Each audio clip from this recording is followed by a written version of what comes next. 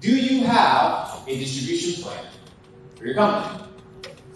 If the answer is no, then I'm going to give you the guiding principles on how to ensure today that you can master distribution.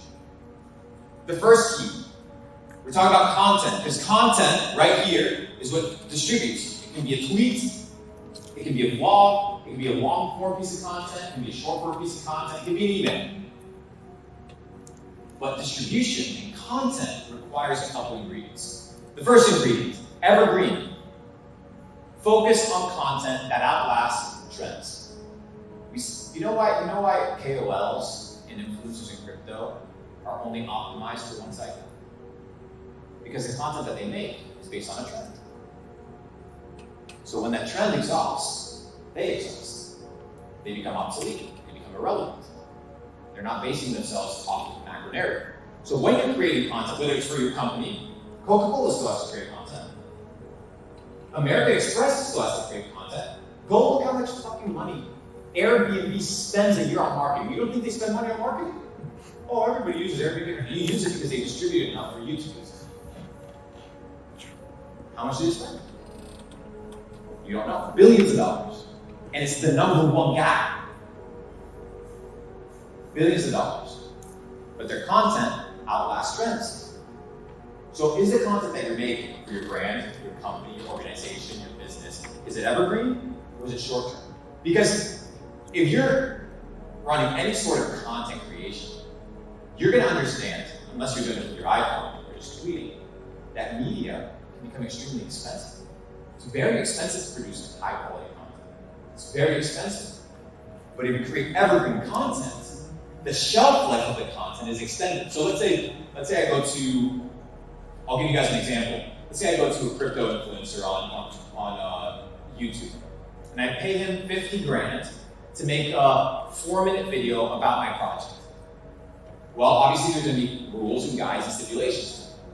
I want to make sure that the shelf life of that content isn't just the one video, that he's posting it and then it's done. No, I need the conversation, what's talked about, what's mentioned, to be able to be used and recycled 5 years from now.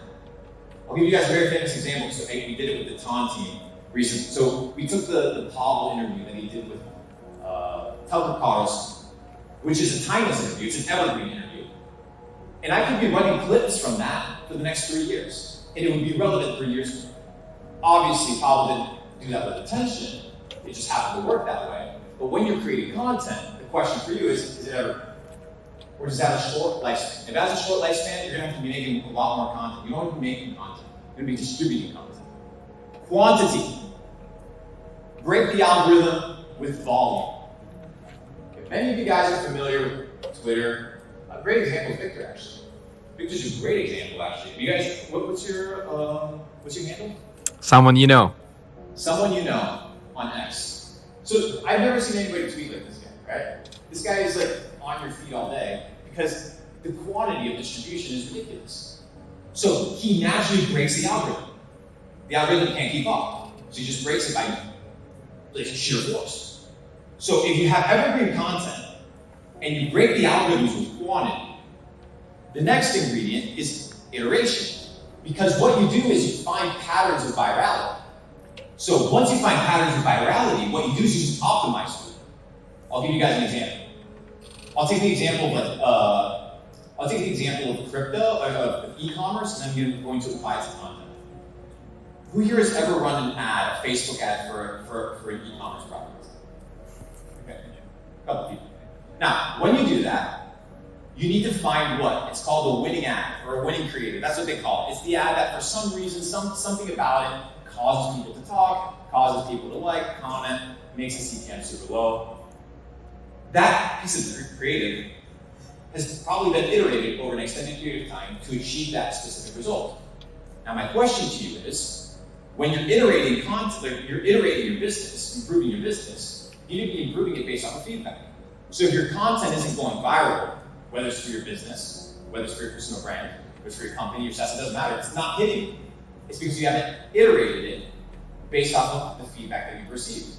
So if you're not getting views, if you're not getting content out and it's getting watched, it's not that you're bad, it's that you haven't iterated based off of the information you've received. What's the feedback? What's the feedback that you're getting? And how do you optimize according to that feedback? Oh, and finally, not all attention is positive. Okay, we're talking about iteration. Not all attention is positive. People say, oh, all attention is good. All press is good press. Bullshit. I know this firsthand. Okay? It's not. Not all attention is good attention. But you can iterate for the type of reaction that you want people to have. Let's talk about the Budweiser campaign. Right? They did this crazy campaign, they lost a ton of users, and they iterated, and now they did some sort of red pill, macho iteration of the last campaign that was with some transgender group of people, and now they're iterating into what? More masculine, because that's their demographic. Their demographic was pissed with the last result. The attention was not positive, it cost them billions of dollars in sales, so they're iterating towards what their audience wanted. Are you iterating based off of the feedback that you're receiving? Finally, right, we mentioned the concept of virality, we talked about the tap to earn games. Incentives. There has to be an incentive. People don't do shit for free.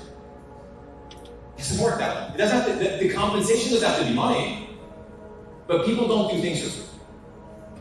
So what are the incentives that are attached to your distribution? What are the incentives that you're giving users to share? Like, why the fuck would you share if they're not going to share their revenue? If there's no reward for you, why would I even talk about somebody else's stuff? There's no incentive. It's the same thing for a community. Oh, well, I want to join a crypto community. Okay, well, what's your incentive? Well, is it the token price going up? Is it the fact that you can probably get a job? You just find decentralization, the incentive of just having an alternative payment system is good enough for you? What you need to understand is you need to find the incentives and hire incentive-based distribution. Now, when you have incentive-based distribution, the overhead, when you talk about being lean, is a lot different. Because what you do is you've created incentives or mechanisms that allow people to monetize or get something that they want in return for helping you. We talked about PayPal as the example. Every time somebody signed up, the user got $10. That's the incentive. Would not many people have signed up if it wasn't $10 a hand? No. Now, another great example of incentive-based distribution. Who here is familiar? You're from India. What's the name of the richest guy from India? And he owns what cellular company? Jio. So Jio, crazy, right? So Jio, this telecommunications company, comes in, and at the time there's about 12 telecommunication companies that charge about the average of $6 to $7 a month. That was the plan, right? This guy, the richest guy, you've probably seen him on your feed, the super rich guy that has $1 billion skyscraper in the middle of India. He said, my incentive is going to give every user 3 free months of cellular connection and data. 3 free months. He killed all the other businesses. Everybody swapped. What was the incentive? Let me save $6. And he killed multi-billion-dollar businesses overnight. And guess what? 3 years later, he isn't charging 6, he's charging 12. He made his money back. But he applied incentive-based rewards. Now, what does incentive-based reward look like? What does it manifest? So we talk about all these theories.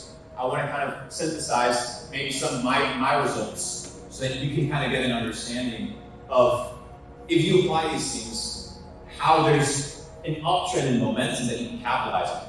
So over the last, I would say, this is 2023, but also kind of the first couple months of 2024.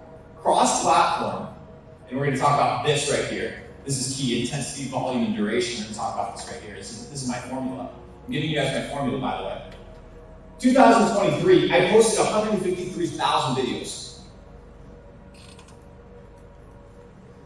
How many of you posted? How many is your business post? I post a video every 4 minutes. How long have I been on stage? 27.